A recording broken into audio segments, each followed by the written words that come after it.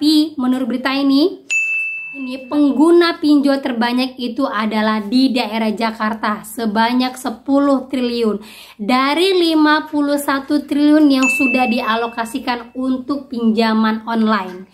Jadi ya teman-teman ya,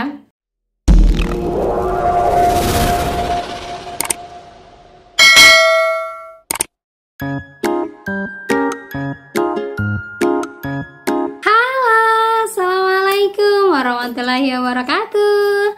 Apa kabar teman-teman semuanya? Semoga semua dalam keadaan sehat walafiat di hari pertama kerja, dan semoga semuanya dalam keadaan baik-baik saja sampai hari ini. Oke teman-teman, kita ketemu lagi ya di channel saya, channel Desi Sutriani. Kali ini kita akan bahas tentang fenomena perpinjolan, yaitu fenomena kasus bunuh diri dan kasus gantung diri dari 2019 sampai 2023, yaitu sekitar 17 kasus. Wow, banyak sekali teman-teman ya. Bagaimana cara mengatasinya dan bagaimana cara menghentikan fenomena ini agar tidak terlanjur dan tidak jatuh pada diri kalian. Tapi sebelumnya, buat kalian yang baru aja bergabung di channel saya, jangan lupa untuk klik tombol subscribe-nya, nyalakan notifikasi loncengnya agar terus terhubung dengan saya. Oke teman-teman, ini dia buat kalian.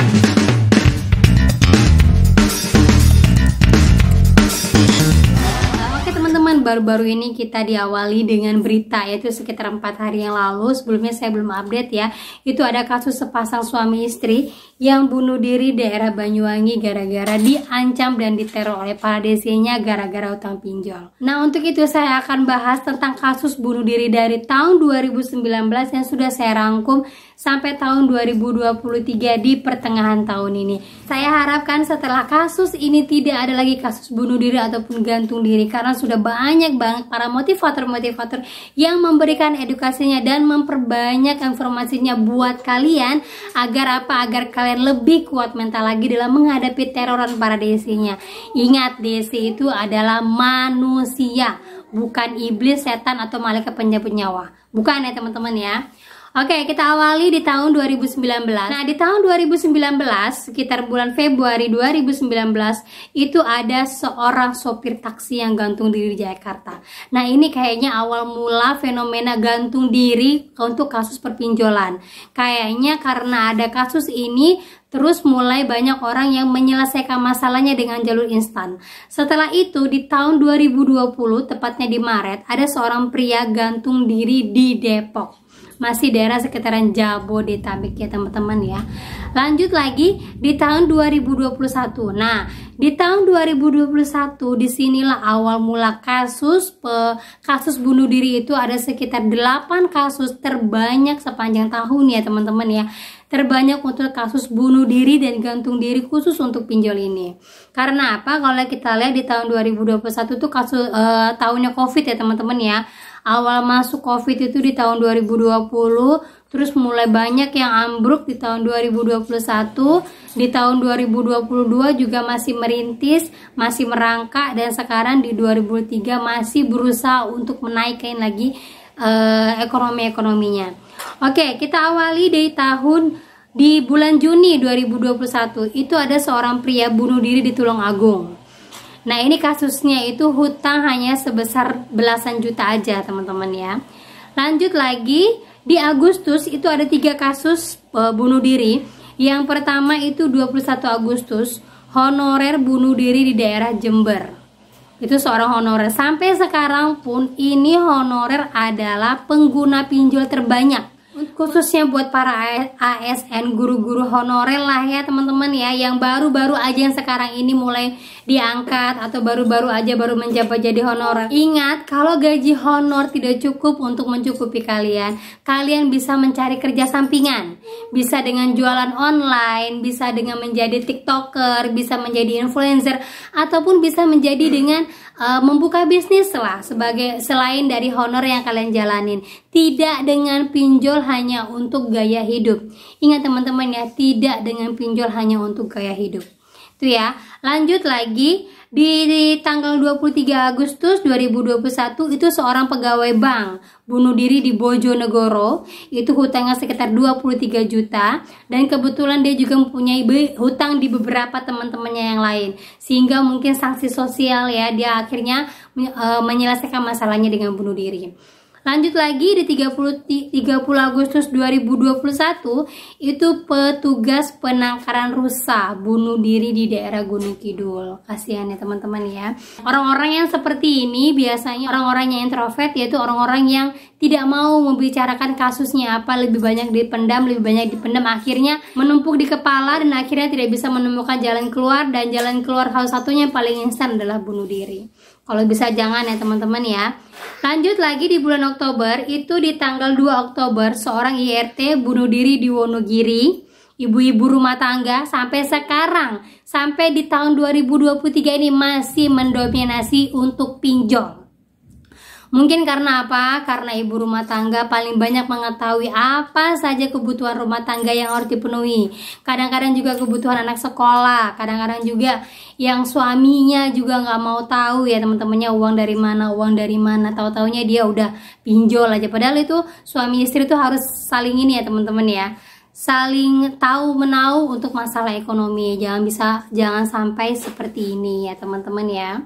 Lanjut lagi di tanggal 8 Oktober 2021 seorang pria bunuh diri di daerah Bekasi. Sama, daerah Bekasi ini daerah Jabotabek paling banyak teroran DC dan DC lapangannya. Maksudnya apa? Daerah yang paling gampang didatangin oleh DC-DC-nya. Gitu ya. Lanjut lagi 11 Oktober 2021 seorang pemuda bunuh diri di Malang. Balik lagi ya teman-teman ya, seorang pemuda ini juga diketahui oleh teman-temannya orang yang paling banyak diam, tidak mau banyak bercerita, tidak mau berkeluh kesah. Tiba-tiba ditemukan bunuh diri di kamar kos temannya. Setelah ditelusuri ternyata memiliki hutang pinjol puluhan juta. Lanjut lagi, itu 1 November 2021 sama lagi seorang ibu rumah tangga bunuh diri di Depok, daerah Jabotabek lagi ya teman-teman ya. Oke, lanjut lagi, itu di tahun 2021 ada sekitar 8 kasus bunuh diri yang tercatat. Lanjut lagi kita di tahun 2022 itu ada sekitar 3. Nah, kalau kita lihat dari tahun 2021 ke tahun 2023 22 itu hanya 3 kasus, karena menurut saya di sini sudah mulai banyak motivasi yang diberikan, dan di sini mulai ekonomi sedikit agak membaik, yang mungkin biasa pekerja banyak yang dirumahkan, homework ya, langsung mulai banyak yang dipekerjakan langsung ke kantornya, dan mulai gaji mengalir seperti biasanya, dan kasus-kasus bunuh diri hanya sedikit saja. Itu awali di bulan Februari tahun 2022 itu seorang mahasiswi gantung diri di Padang. Nah, daerah Padang ya, padahal Padang itu DC-nya hanya sekitar 2 aja, yaitu Kredit Pintar dan HCI. Itu saja. Kalau kalian tidak punya pinjaman di Kredit Pintar dan HCI, itu tidak ada DC lapangannya, aman. Kalaupun kalian mau galbay, itu DC-nya nggak nyampe ke sana. Jadi tidak haruslah bunuh diri kayak gini, apalagi sampai gantung diri ya teman-teman ya, kasihan ya. Lanjut lagi, itu 5 Juli 2022 ada seorang pria juga gantung diri di daerah Jakarta.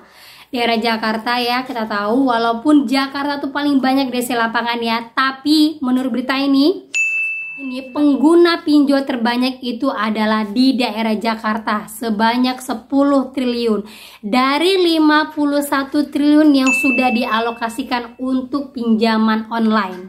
Jadi ya teman-teman ya, kalaupun kalian merasa di Jakarta paling banyak DC-nya, di Jakarta paling banyak kantornya, di Jakarta paling banyak terorannya, kalau kalian semuanya galbay karena pinjaman itu 10 triliun, itu bisa berimbas pada ekonomi di Jakarta loh teman-teman. Jadi nggak harus sampai bunuh diri, nggak harus sampai melarikan diri, nggak harus sampai gini. Kalian kompak aja sih untuk daerah Jakarta khususnya ya, yang paling banyak ya teman-teman ya. Itu sudah bisa meruntuhkan ekonomi para pinjol. Bayangin 10 triliun berapa nolnya? Saya 1 juta aja masih mikir nolnya ada berapa.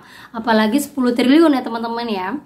Oke, kita lanjut lagi ya. 10 September di tahun 2022 ada seorang perawat bunuh diri di Surabaya. Nah, ini fenomena banget ya seorang perawat ini ya. Kayaknya ini beritanya sempat besar, saya ingat sekali. Ini seorang perawat ini, dia sempat memberikan pesan kepada ibunya, sudah tidak sanggup lagi. Saya merasa bahwa perawat ini adalah tulang punggung dari keluarganya, berusaha untuk membantu keluarganya karena saya sendiri tahu berapa gaji seorang perawat.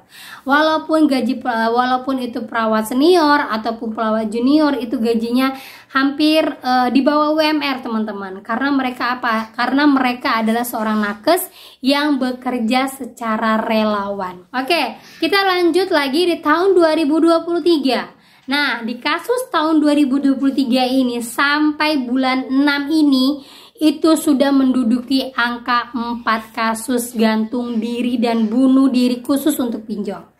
Melebihi dari tahun 2022 ya teman-teman ya. Nggak tahu, ini belum habis loh. Bulan 6 masih ada 7, 8, 9, 10, 11, 12. Masih ada 6 bulan lagi yang akan kita lewati. Baru di 6 bulannya saja sudah 4 kasus yang jatuh khusus untuk pinjol-pinjol. Jangan sampai ya. Jangan sampai rekor bunuh diri di tahun 2021 udah jangan kita lewatin lagi. Cukup sudah. Kalau di tahun 2021 itu 8 kasus. Kalau bisa di 2023 jangan lagi teman-teman. Oke, kita awali dengan kasus di tanggal 15 Februari. Itu ada seorang wanita gantung diri di daerah Bogor. Ini pernah masuk ke dalam YouTube saya, pernah masuk ke dalam vlog saya. Seorang wanita ini yang dikucilkan dari keluarganya. Sudah berusaha untuk bercerita kepada temannya, bercerita kepada kakaknya, bercerita kepada keluarganya. Tapi tidak ada yang peduli, malah makin dipojokkan dan makin disalah-salahkan sehingga akhirnya dia tidak mempunyai jalan keluar dan diri gitu ya. Lanjut lagi di tanggal 3 April seorang pria gantung diri di Malang. Nah, ini juga pernah masuk dalam vlog saya. Seorang pria ini dia bukanlah orang yang melakukan pinjol, tapi KTP-nya dipinjam oleh temannya untuk melakukan pinjol. Akhirnya yang ditaruh adalah dia, karena dia ini sendiri tidak tahu menau untuk pinjol ini, berusaha untuk menagih ke temannya. Temannya akhirnya mengancam ke dia karena tidak mau membuat susah keluarganya. Akhirnya dia melakukan bunuh diri, padahal bukan dia yang minjam teman-teman ya. Lanjut lagi yang kasus sangat viral menurut saya ya, sampai di TikTok juga besar. Itu di tanggal 13 Juni, yaitu seorang karyawati di Gorontalo yang bunuh diri.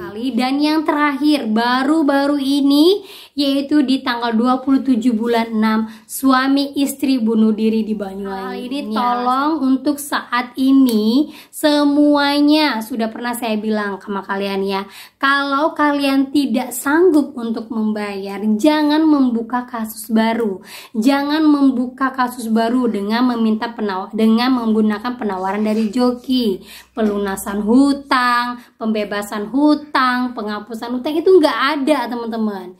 Yang ada bisa menyelesaikan kasus pinjol itu diri kalian sendiri. Kalau kalian tidak bayar ya udah galbay, itu aja kuncinya. Kalau kalian tidak bayar kalian galbay. Tidak usah pakai joki, tidak usah pakai ini. Jangan mau dengarkan apalagi ada profil ibu rumah tangga, saya ibu rumah tangga bebas dari pinjol karena joki A B C D E F G. Jangan teman-teman, aduh gampang sekali. Apalagi teman-teman saya yang maaf kata ya, mungkin karena tidak terlalu sering bersosmed, mungkin sosmed hanya untuk hiburan, jadi mereka tiba dapat kasus yang seperti ini, terus di WA ataupun ditawarin dengan hal yang seperti ini, itu gampang sekali. Kadang-kadang ada yang harus bayar DP sampai belasan juta untuk melunasi hutang yang 20 juta. Kenapa nggak dibayarkan ke hutangnya aja? Kan bisa lunas, ngapain bayarin ke jokinya? Duh, kadang-kadang saya mikir, tapi itulah ya sebagai pembelajaran ya teman-teman ya. Nah, banyak kasus-kasus bunuh diri ini kita ketahui ya, alasan yang pertama itu karena takut sebar data, karena takut didatangin DC, karena takut didatangin ke kantor, karena takut nanti teman-teman kantor, teman-teman kerja tahu, apalagi yang kerjanya di pabrik yang semuanya perempuan. Padahal tahu, nggak usah takut ya teman-teman ya. Karena kalau untuk mengalahkan DC itu gampang aja sih. DC paling banyak kasusnya ditangkap sama polisi loh, daripada nasabah yang galbay. Nasabah yang galbay, kalau kalian menggunakan HP hanya untuk TikTok, kalian searching aja deh di TikTok, ada nggak nasabah yang galbay ditangkap polisi atau sampai di penjara. Galbay khusus kasus pinjol ya, bukan kasus perbankan atau yang pinjam sampai miliaran di perbankan, bukan ya teman-teman ya. Karena kalau kasus pinjaman di perbankan itu jelas hukumnya. Kalau untuk pinjol sendiri itu hukumnya hanya perdata. Jadi untuk mengatasi ini semua, kalau kalian tidak bisa bayar, ingatkan sekali lagi, kalau tidak bisa bayar, ingat Galbay. Galbay cuma jatuh di slik OJK. Kalau kalian sudah melunasi hutang kalian ya, apalagi yang sudah Galbaynya itu sampai tahunan, tunggu waktu 2 tahun baru bisa pinjam. Kalau kalian mau pinjam dalam waktu dekat bisa dengan menggunakan nama orang lain. Dengan menggunakan nama orang lain, bisa suami, bisa istrinya, bisa kakaknya. Kalau tidak ada yang mau minjamkan dananya, kalian bisa melakukan pinjaman di bank yang bukan BUMN. Itu biasanya mereka mau meloloskan pinjaman kalian atau asalkan pinjaman kalian sudah lunas. Gitu ya kalau yang masuk distrik, selebihnya nggak ada teman-teman. Ingat itu ya teman-teman ya. Jadi buat kalian semuanya, ayo, kalau tidak sanggup Galbay, kalau tidak bisa bayar Galbay, kalau tidak bisa menghadapin para desi atau para debt collector atau saya di Jakarta Mbak, ingat yang pinjam di Jakarta 10 triliun, jadi nggak usah takut gitu loh. Jadi bukan kalian di daerah Jakarta pun di daerah Jabotabek yang Galbay. Ingat ya, jangan sampai ada kasus bunuh diri lagi teman-teman ya. Sudah cukup teman-teman. Sudah cukup buat kita semuanya merasakan derita teman-teman kita yang diteror DC, yang bener luar biasa pusingnya harus membayar, harus terpaksa gaya lubang ini tuh. Saya harapkan cukup sekian. Tidak ada lagi kasus-kasus serupa yang sama. Jangan memecahkan rekor lagi. Cukup 2021 kita sudah cukup menerima banyak kenyataan pahit bahwa teman-teman kita banyak bunuh diri gara-gara diteror DC-nya. Gitu ya teman-teman ya. Oke, itu saja yang bisa saya sampaikan. Semoga bermanfaat buat kalian semuanya dan semoga menambah motivasi dan semangat serta kalian bisa lebih memperkuatkan mental kalian lagi. Oke teman-teman, itu saja yang bisa saya sampaikan. Akhir kata saya ucapkan Assalamualaikum warahmatullahi wabarakatuh.